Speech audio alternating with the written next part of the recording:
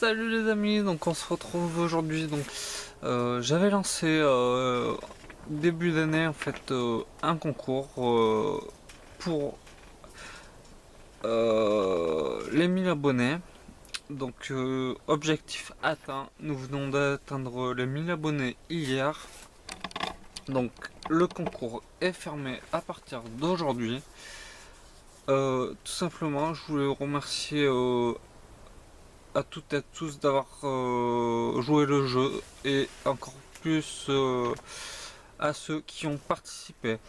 Donc tout simplement, maintenant je vais vous donner le gagnant qui est ni plus ni moins que Pascal Leclerc et qui avait donné une estimation de 176 mètres carrés, 25. Et en fait, je vous donne la réponse tout de suite. Il fallait trouver tout simplement 174 mètres carrés, 01. Il a deviné, à 2 mètres près. Et je le félicite car c'était pas facile avec la vidéo que j'avais tournée de deviner et d'être aussi précis qu'il l'a été. Donc félicitations à lui. Je vais le mettre en lien pour qu'il voie qu'il a gagné, qu'il a remporté le lot de 9 sachets de graines. Et je verrai avec lui pour lui envoyer les graines. Donc félicitations à lui. Merci encore à ceux qui ont joué le jeu et participé à ce concours. Nous allons passer maintenant quand même à une petite visite du jardin et des serres. Donc voilà, on se retrouve dans la serre. Donc où il y a les semis et les plants qu'on a repiqués. Donc là il s'agit de semis à droite, donc de carnes, donc qui commencent à sortir comme on peut le voir. Et sur la gauche de la plaque alvéolée, j'ai repiqué déjà certains pieds de tournesol, d'autres sont sur le point de lever, on attend plus qu'ils germent. Après la plaque suivante, c'est une plaque de choux rouge, donc certains ont levé comme on peut le voir ici en très peu de temps.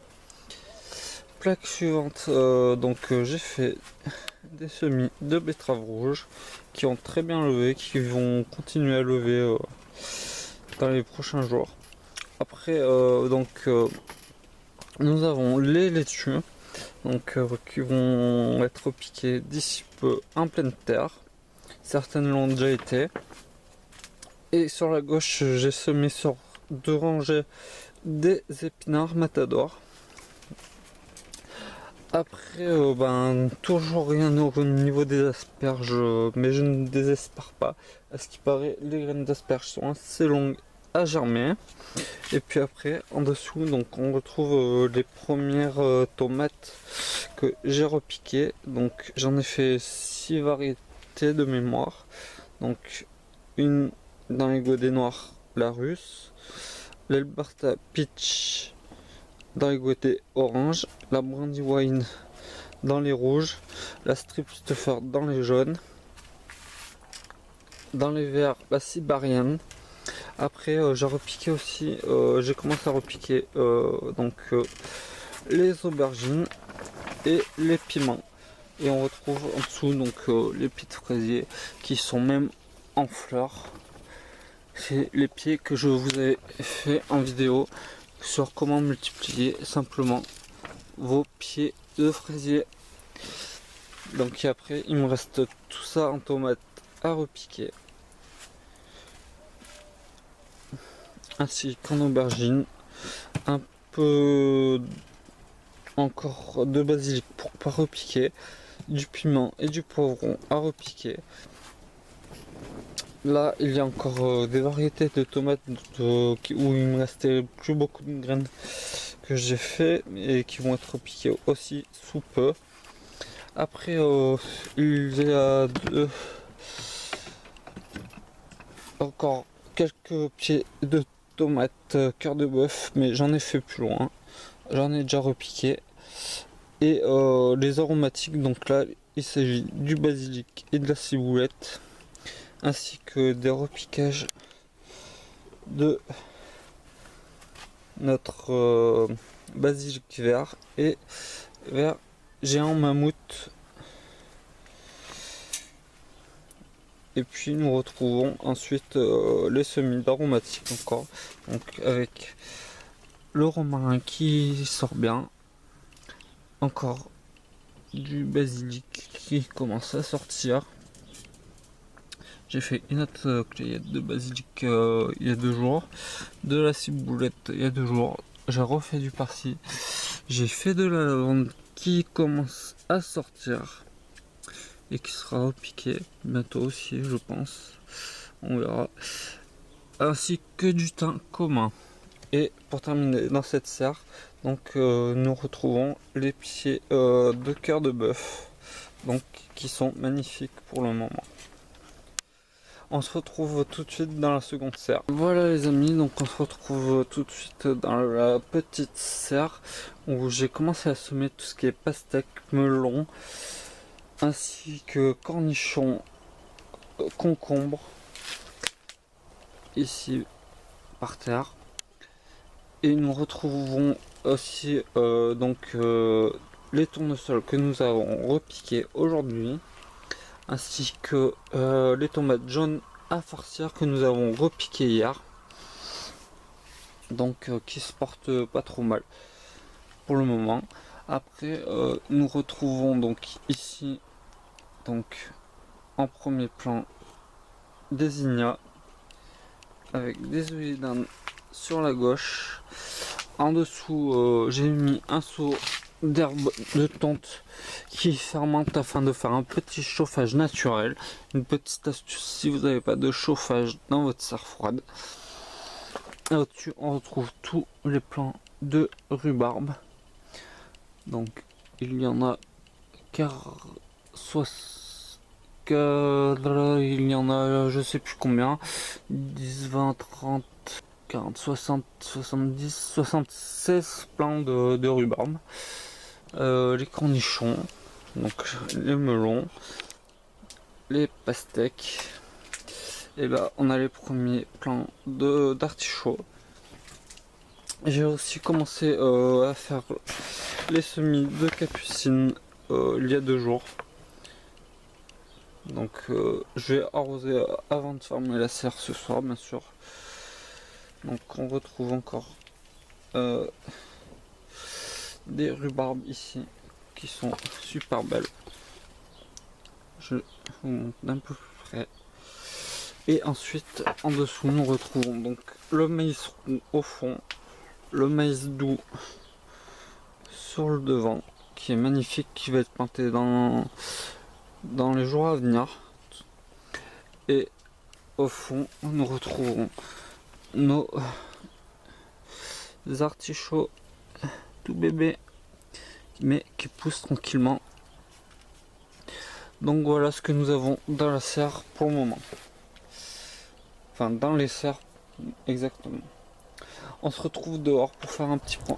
Alors dehors pour faire un petit point, j'ai commencé à mettre les tuteurs ainsi que la paille sur les tuteurs que vous avez à la droite. Malheureusement je n'ai plus de paille et en ce moment c'est un peu compliqué d'en trouver avec le confinement, etc., etc. Mais j'ai commencé à repailler les planches de tomates. Ici ça sera particulièrement tout ce qui est cucurbitacées, donc courgettes, potirons, etc. Et la deuxième parcelle sur le côté de la maison qui est toute nettoyée pour recevoir tout ce qui est chou entre autres. Nous passons maintenant à la parcelle la plus grande, donc où l'on voit en premier plan la rhubarbe et le pied d'artichaut que j'avais dédoublé avec vous sur la chaîne. Donc vous voyez que la technique a super bien marché. Il y a quelques sujets aussi. Donc aujourd'hui j'ai repiqué quelques salades comme je vous l'ai dit tout à l'heure. Donc voilà. Et après les rangées suivantes, nous retrouvons donc tout simplement,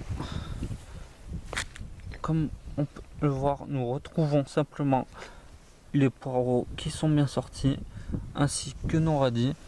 Et avec les radis, nous voyons qu'il y a les carottes. Comme ça, quand nous allons déraciner les radis, ça fera aussi un éclaircissage sur les carottes qui leur permettra de grossir un peu et d'avoir des carottes nouvelles. Et quand nous aurons la récolte des carottes nouvelles, ça refera un éclaircissage pour avoir des carottes de conservation, tout simplement. Après le rang suivant, tout simplement, vous pouvez voir, c'est des laitues. Aucune mangée par les limaces, j'y fais très attention. C'est sarclé et biné une fois toutes les semaines et demie. On profite d'avoir du temps pour le faire. Le rang suivant, tout simplement, les petits pois grimpants. Donc les petits pois rames qui maintenant se voient super bien.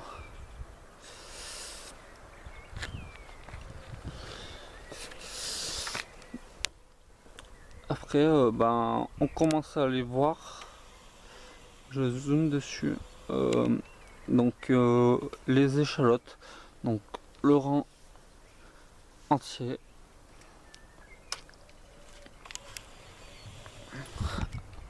Après, je vous l'avais énoncé, donc la grande parcelle ici, ça sera 3 rangs de haricots. Donc beurre, pourpre et haricots verts. Donc des haricots nains, pour être précis, des haricots nains qui seront semés dans une quinzaine de jours environ. Après, là où nous voyons les 3 zones paillées avec les déchets de tonte, donc c'est les zones où c'est les rangs où j'ai mis tout simplement les pommes de terre, donc qui commencent à lever pour certaines. La fermentation et le gazon permettent de réchauffer le sol, d'apporter de l'azote au sol, de l'alléger, et c'est tout bénéfique pour le sol, ça le nourrit. Donc n'hésitez pas, au lieu d'y mettre au compost, vous pouvez aussi le mettre au compost, il n'y a aucun souci, mais mettez-le au jardin directement. Devant, donc j'ai mis là où vous voyez le terreau, j'ai semé tout simplement du persil en pleine terre. Donc je l'ai fait hier, tranquillement. On va attendre, c'est un peu long pour que ça lève. Donc la rhubarbe qui va être bonne à manger d'ici quelques jours, une semaine grand maximum.